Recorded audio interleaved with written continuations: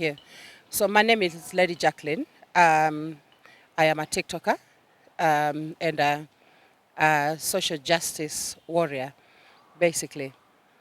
Yeah. Okay. All right. So basically, okay. So I run this thing called the TikTok High Court of Kenya. It is a platform, a very popular platform that literally went viral. Um, so within that platform, we talk about different cases. We bring different cases to court. And one of the cases that came to us was the case of Ben, Pastor Ben Gitau. So Pastor Ben had just been on a platform the day before. So the following day, he came to our platform and he told us his story, and we decided to take up the case and help him get justice.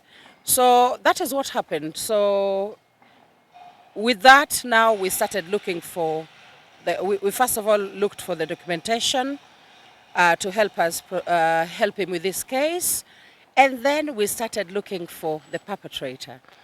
Perpetrator here being Prophet Peter K. It so happened that Peter K had really abused so many men and young boys. So we decided, let us literally try and get justice for some of these victims, one of which was Pastor Gitau. So apart from that, we also met, a few days later, we also met a second victim. And that is James Kiarie, who is from Nakuru. So we were determined to get justice for these guys. And today we are here at Nakuru Law Courts.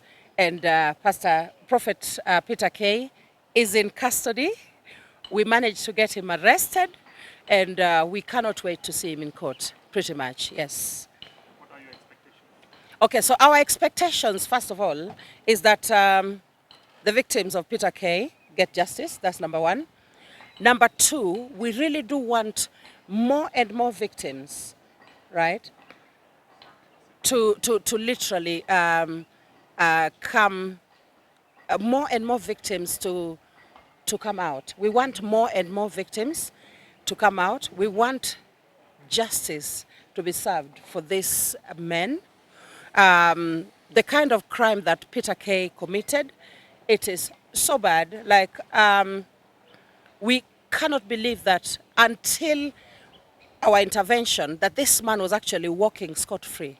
Like, this man was walking around, yani a free citizen. Imagine, after all that he did.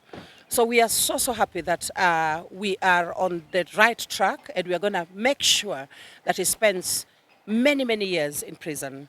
So we are actually looking for more victims, guys. We are very serious about finding more victims. Peter K, if you were a victim of his, it doesn't matter which year. Hata kama una OB, we are looking for more victims of Peter K. We want to make sure he goes to prison for good. Yes.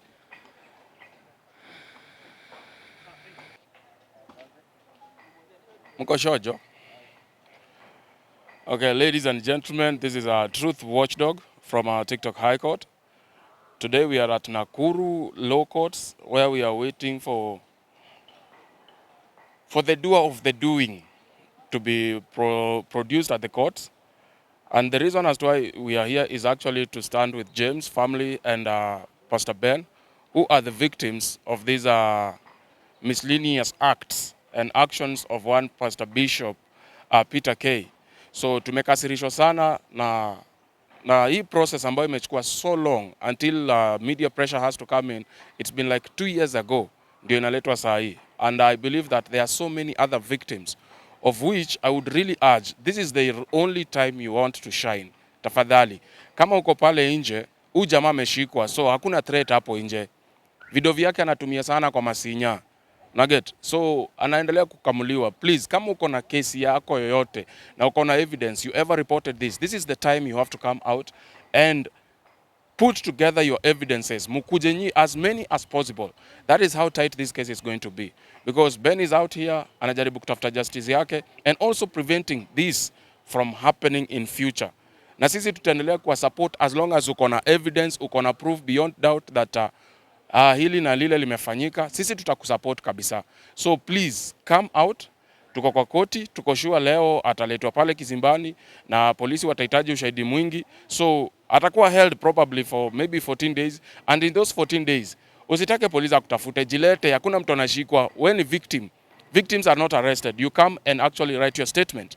So the many people the better if you're out there and you know you've been affected. Lakini usitulete stories za jaba pia. Hakuna do inapeanwa juu unajua Kenya tunasafa, tuko na njaa. So unaweza ona hii ni time ya kushine na kashilingi ya mtu. Hapana, you have to have real story, real experience that you had with this specific bishop, Peter K, and come forward, come out. That is the only way utaenda kusaidika. Na tunakungoja hapa, tutakupatia support. Alafu kuna lawyer on pro bono mwenye ata work for you freely. You don't have to worry about mapesa ama nini. Kuna jamaa shajitokeza kuwasimamia. So njooni nyie wote mko hapa.